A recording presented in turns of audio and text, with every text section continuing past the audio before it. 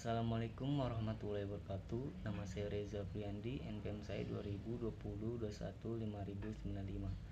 Saya di sini akan menjelaskan tentang pengertian berbicara. Banyak ahli komunikasi telah mengungkapkan pendapatnya tentang batasan berbicara. Mujana mengatakan bahwa batasan berbicara harus dilihat kemanfaatannya untuk menjelaskan fenomena yang dibatasi. Sesuai dengan kebutuhannya, berbicara didefinisikan, misalnya berbicara adalah bentuk komunikasi dengan menggunakan media bahasa. Contohnya, katakan cintamu bunga. Ungkapan tersebut bukan berarti berbicara, walaupun menggunakan kata-katakan, yang mengisyaratkan bahwa kata-katakan mengandung makna berbicara. Assalamualaikum warahmatullahi wabarakatuh. Perkenalkan, nama saya Dian Budiani Safitri, NPM 2020-2157-9002. Secara umum, berbicara merupakan proses penuangan gagasan dalam bentuk ujaran. Ujaran-ujaran yang muncul merupakan wujud dari gagasan yang sebelum berada pada tataran ide. Hal ini sesuai dengan apa yang dikatakan oleh Suhendar. Menurut Suhendar, berbicara adalah proses perubahan wujud pikiran ataupun perasaan menjadi wujud ujaran. Assalamualaikum warahmatullahi wabarakatuh.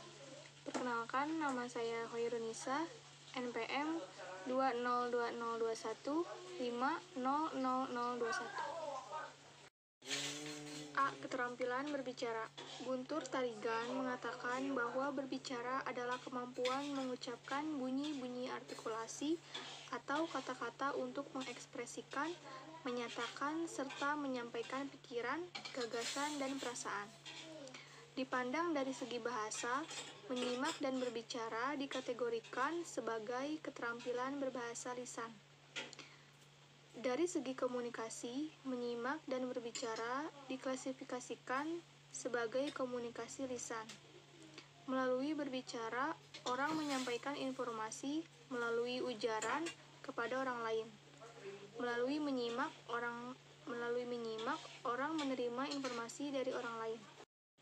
Keterampilan berbicara tersebut adalah seni tentang berbicara yang merupakan sarana komunikasi dengan bahasa lisan, yakni proses dalam menyampaikan pikiran, gagasan, ide dengan maksud tujuan melaporkan, meyakinkan, atau menghibur orang lain. Dalam proses penyampaian gagasan ada beberapa hal yang perlu diperhatikan, antara lain 1. Pembicara, 2. Lambang bahasa lisan, 3. Lawan bicara atau penyimak,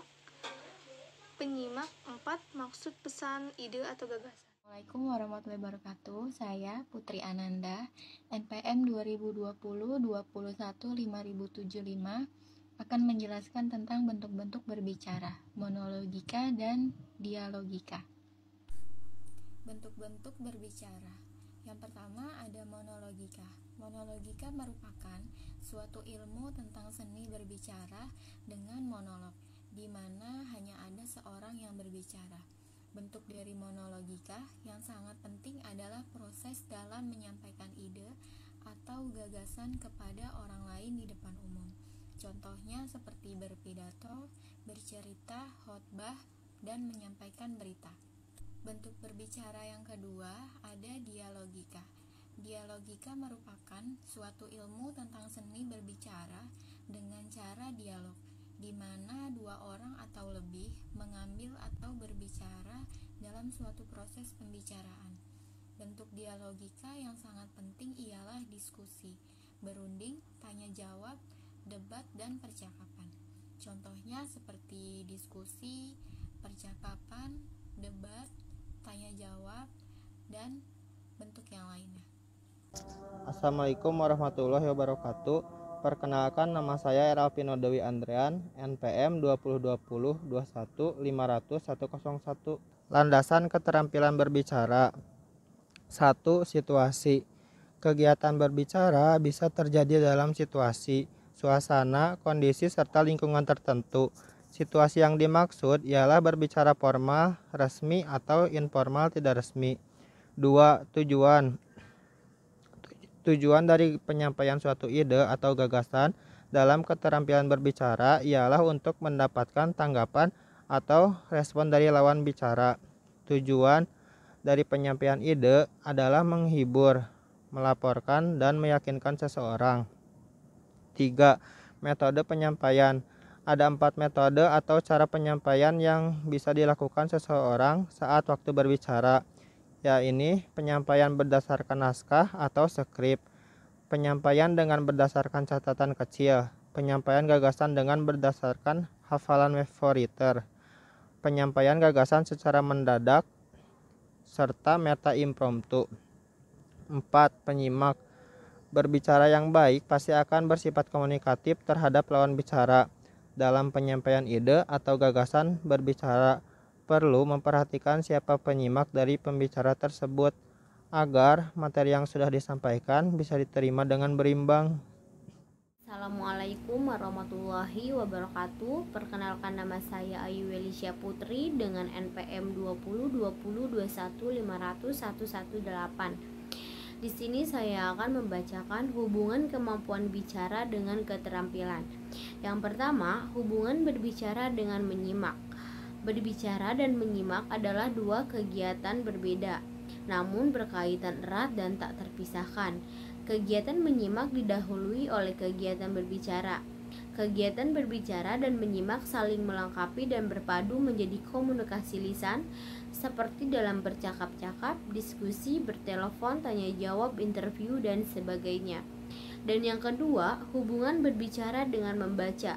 Berbicara dan membaca berbeda dalam sifat, sarana, dan fungsi.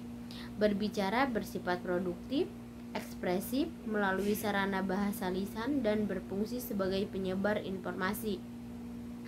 Membaca bersifat represif melalui sarana bahasa tulis dan berfungsi sebagai penerimaan informasi.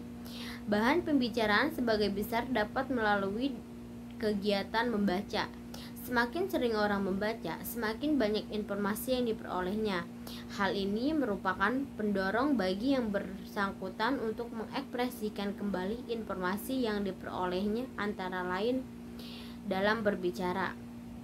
Dan yang ketiga, hubungan berbicara dengan menulis. Kegiatan berbicara maupun kegiatan menulis bersifat produktif ekspresif. Kedua kegiatan ini berfungsi sebagai penyampaian informasi. Penyampaian informasi melalui kegiatan berbicara disalurkan melalui bahasa lisan, sedangkan penyampaian informasi dalam kegiatan menulis disalurkan melalui bahasa tertulis. Informasi yang digunakan dalam berbicara dan menulis diperoleh melalui kegiatan menyimak ataupun membaca. Demikian, sekian dari saya. Terima kasih. Wassalamualaikum warahmatullahi wabarakatuh.